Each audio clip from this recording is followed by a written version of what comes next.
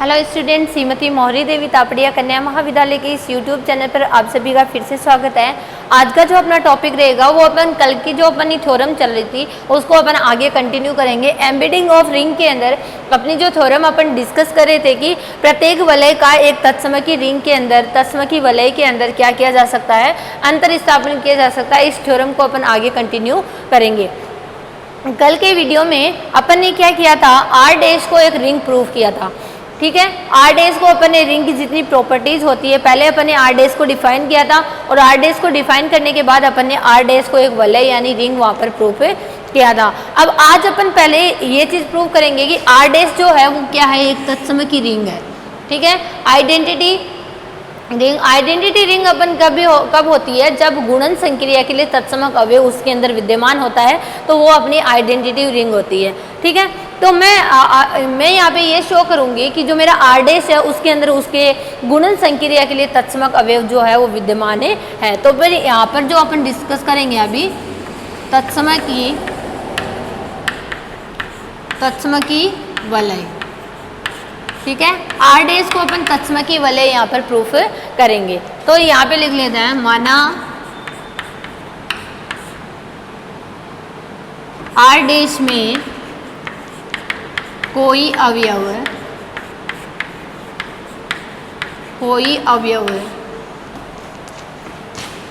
0, 1 इस प्रकार विद्यमान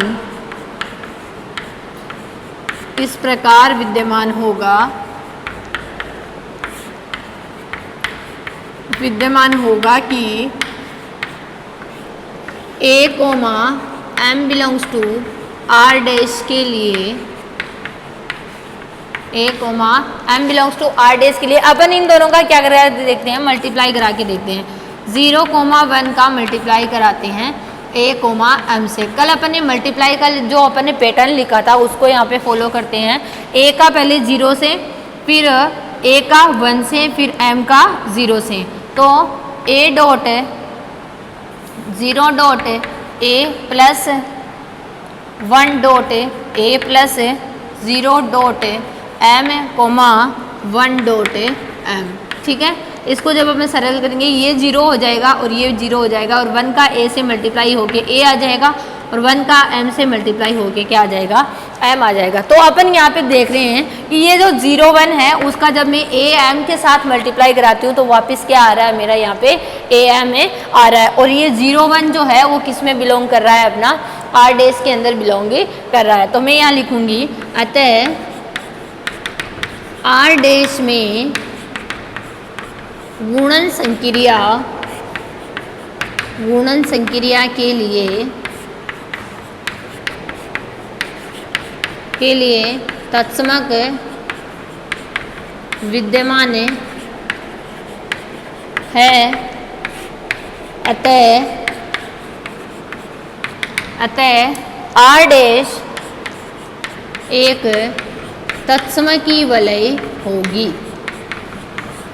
ठीक है, कल अपन ने आर डैश को वलय प्रूफ किया था। कल का जो वीडियो था उसके अंदर आर डैश को पूरे अपने वलय की जो जितनी भी प्रॉपर्टीज होती है उनको अपन ने प्रूफ किया था। और अब अपन यहाँ पे देखेंगे आर डैश एक तत्सम की वलय यहाँ पे होगी। तो तत्सम की वलय यहाँ पे आ गई, आर डैश को अपन ने तत्सम की वलय प्रूफ कर दिया। अब कल अपन ने जब अंतर स्थापन की डेफिनेशन को देखा था तो कोई भी दो रिंग जो है वो अंतर स्थापन कब होगी, तो अपन ने देखा था कि R का आर डैश में अंतर स्थापन कहलाता है यदि आर डैश की कोई सब रिंग, ध्यान से सुना, आर डैश की जो सब रिंग होती है वो क्या हो, R के क्या हो जाए, तुल्यकारी हो जाए। ठीक है, तो अब अपन यहाँ पे अपन ने तत्सम की वलय इसको सिद्ध कर ली। अपने को इस आर डैश का आर का तत्सम की रिंग जो अपनी आर डैश है उसके अंदर एम्बेडिंग को, उसके अंदर अंतर स्थापन को दिखाना है।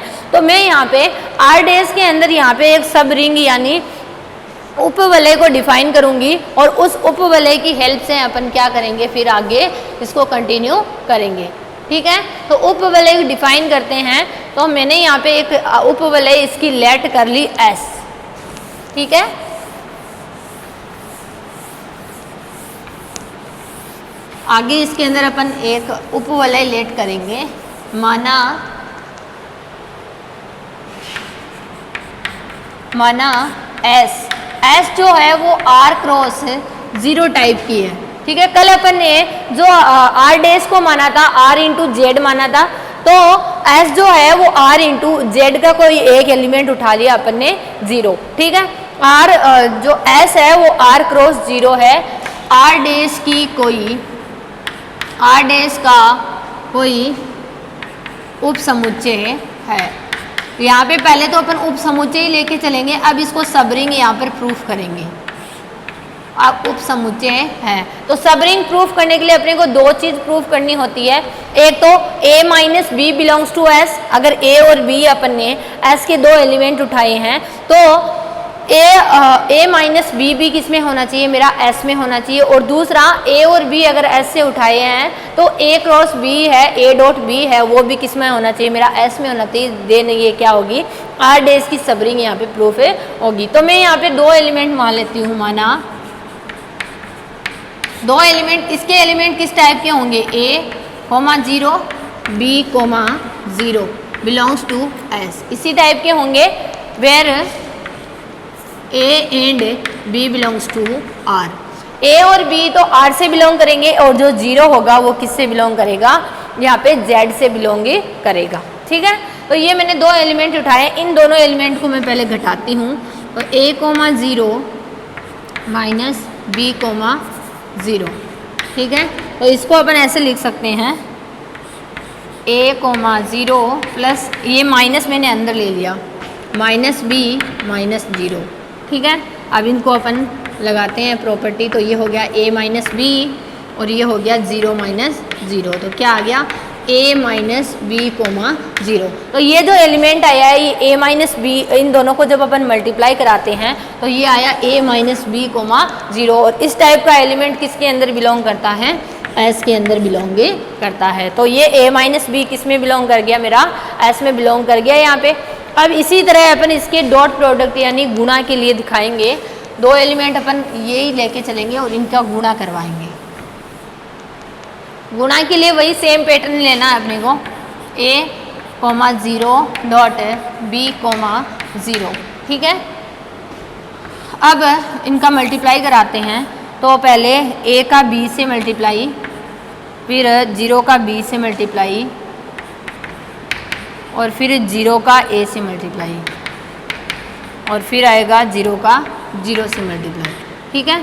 तो ये क्या आ जाएगा, ये ए बी, ये भी 0, ये भी 0, तो ए बी में 0 जुड़ेंगे तो यही ए बी आ जाएगा और 0 डॉट 0 ये भी आ जाएगा। तो ये भी किसको बिलोंग करेगा, एस को बिलोंग करेगा, क्योंकि एस के अंदर 8,0 टाइप का जो एलिमेंट्स होते हैं वही बिलोंग करते हैं। तो ये दोनों कंडीशन क्या हो रही है, यहाँ पे सेटिस्फाई हो रही है। देन मैं कह सकती हूँ कि एस जो है, अतः एस आर डैश की एक उपवलय होगी, सबरिंग होगी। एस को अपन ने आर डैश की क्या यहाँ पे सबरिंग प्रूफ कर दी। अब जो थर्ड स्टेप होता है, पहला स्टेप आर डैश को अपन ने एक वलय प्रूफ किया, दूसरा स्टेप आर डैश को एक तत्सम की वलय प्रूफ किया, तीसरा स्टेप अपन ने आर जो एस है वो इसकी एस कोई सेट माना आर डैश का और उसको अपन ने वलय प्रूफ किया। अब जो चौथा स्टेप रहेगा ना वो इसका लास्ट स्टेप होगा।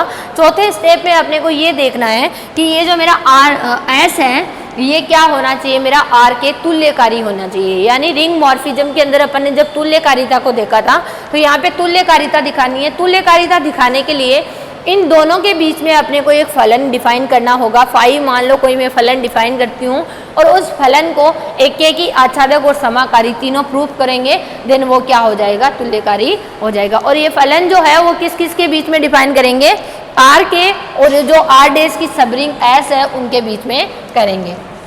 क्योंकि आपने यहाँ पे अपने जो कल डेफिनेशन में देखा था कि आर जो है वो मेरा किसके तुल्यकारी होना चाहिए, आर डैश की जो सबरिंग होती है जो अपने यहाँ पे एस मानी है उसके यहाँ पे तुल्यकारी होना चाहिए, ठीक है। तो अब अपन इसको तुल्यकारिता प्रूव करेंगे तो पहले इसमें लेट करके चल लेंगे। एस जो है आर डैश की एक सबरिंग आ गई। अब मान लेते हैं, माना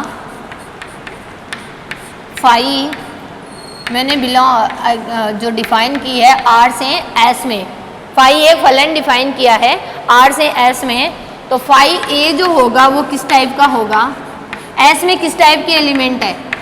ए जीरो टाइप के एलिमेंट ही है, अपन सभी जानते हैं। For all A belongs to R. A जो है वो आर से बिलोंग करेगा और जो ए जीरो है वो किसका एलिमेंट होगा? अपना एस का एलिमेंट, सब रिंग का एलिमेंट यहाँ पर होगा। ठीक है, अब पहले अपन इसको एक एक ही प्रूफ करते हैं। फर्स्ट फाई एक एक ही हो। ठीक है, तो उसके लिए अपन क्या करेंगे? एक एक के लिए अपन क्या करके चलते हैं? उनकी इमेज को बराबर लेके चलते हैं और एलिमेंट्स को इक्वल प्रूफ करना होता है। तो मैं फाई ए इक्वल लेके चलती हूँ फाई बी। ठीक है, फाई ए इक्वल लेके चली फाई बी। तो फाई ए क्या होगा मेरा?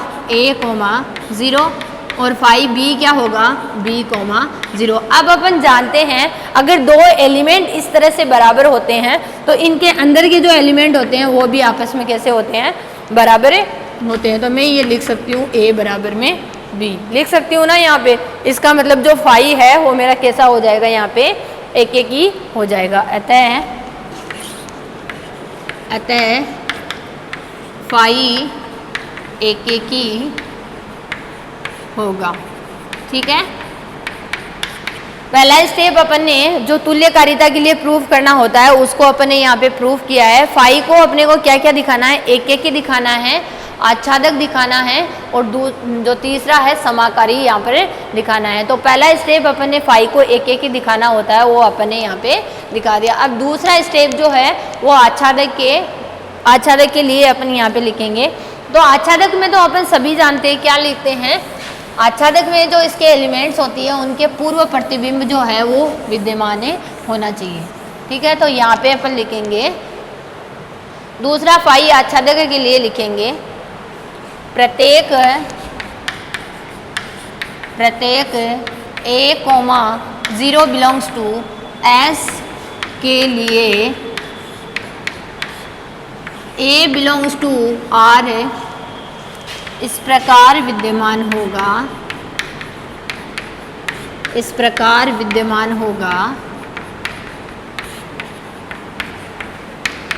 कि phi A equals to A comma zero for all A belongs to are.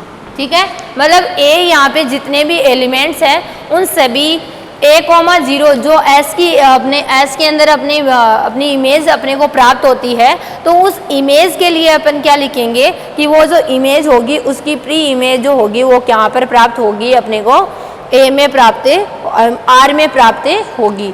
ऐसा अवयव यहाँ पे ऑलरेडी मौजूद होगा, मतलब प्रत्येक जो अपना एलिमेंट है उसके लिए क्या पूर्व प्रतिबिंब होगा? वहाँ पे विद्यमान आर में होगा।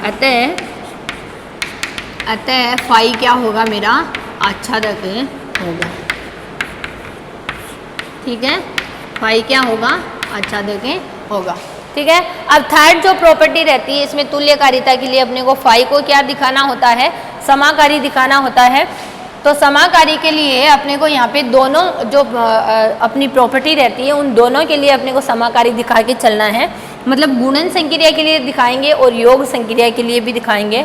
तो यहाँ पे मैं दो एलिमेंट मान लेती हूँ, A and B belongs to R. ठीक है, तो अपन लिखेंगे फाई ए प्लस बी। तो फाई ए प्लस बी क्या होगा? उसकी इमेज होगी A plus B comma zero. ठीक है, इस तरह से लिख सकते हैं। अब इन दोनों को मैं अलग अलग करके लिखूंगी। तो ये हो जाएगा ए कोमा ज़ीरो प्लस ये हो जाएगा बी कोमा ज़ीरो। ठीक है, इस तरह से तोड़ सकते हैं ना अपन किसी भी ब्रैकेट को। तो मैंने इसको ऐसे तोड़ लिया। अब ये किसकी इमेज होती है? ये इमेज होती है फाई ए की और ये इमेज होती है फाई बी की। ठीक है, तो ये जो योग संक्रिया है उसके लिए तो यहाँ पर अपना क्या हो गया? समाकारी यहाँ पे प्रूफ हो गया है। ठीक है, योग संक्रिया के लिए समाकारी अपन ने इजीली दिखा लिया है यहाँ पे। अब अपन गुणन संक्रिया के लिए समाकारिता को दिखाएंगे। ठीक है, तो अगला जो है इसमें गुणन संक्रिया के लिए लेके चलेंगे। एक एक ही दिखा दिया, आच्छादक दिखा दिया, अब अपने को समाकारी दिखाना है। योग के लिए दिखा दिया, अब अपन गुणन के लिए देखेंगे। तो क्या लिख सकते हैं? Phi A B. गुणन के लिए ऐसा ही होगा ना, ए डॉट बी। तो इसको अपन क्या लिख सकते हैं? ए बी कोमा बी, यानी इसको a comma 0 dot b comma 0 यहाँ पर अपन ने तोड़ के लिख सकते हैं। और अगर ऐसा तोड़ के लिख दिया तो ये क्या हो गया फाई a और ये हो गया फाई b। और यही अपने को यहाँ पे शो करना होता है कि ये अगर गुणा में है a और b तो फाई a और फाई b भी क्या होना चाहिए, गुणा में होना चाहिए। अतः फाई क्या हो जाएगा यहाँ पे समाकारी हो जाएगा। अब लिखेंगे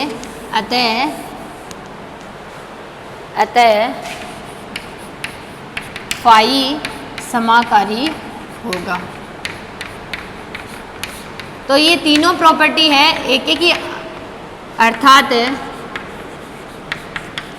फाई एक एक ही आच्छादक समाकारिता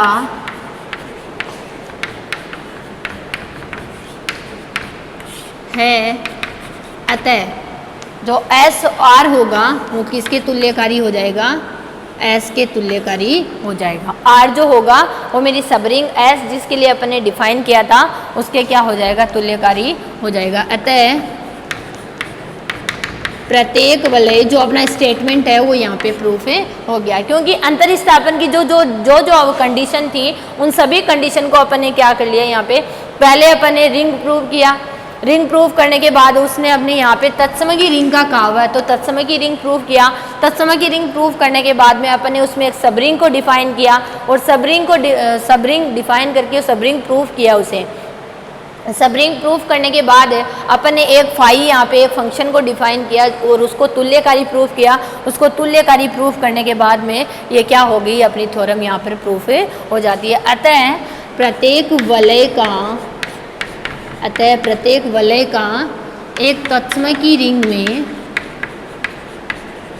एक आइडेंटिटी जो रिंग होती है, एक तत्सम की रिंग में अंतरिस्थापन किया जा सकता है।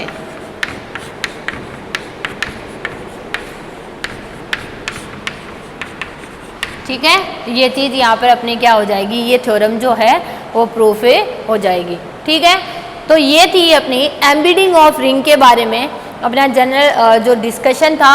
अपने इस थ्योरम को यहाँ पे डिस्कस किया है। ये थ्योरम आपके एग्जाम्स में रिपीट होती है तो आप इसको ध्यान से पढ़िएगा और कुछ भी नहीं समझ में आता है तो आप मेरे साथ शेयर कीजिएगा। वीडियो को एंड तक ज़रूर देखें। Thank you so much.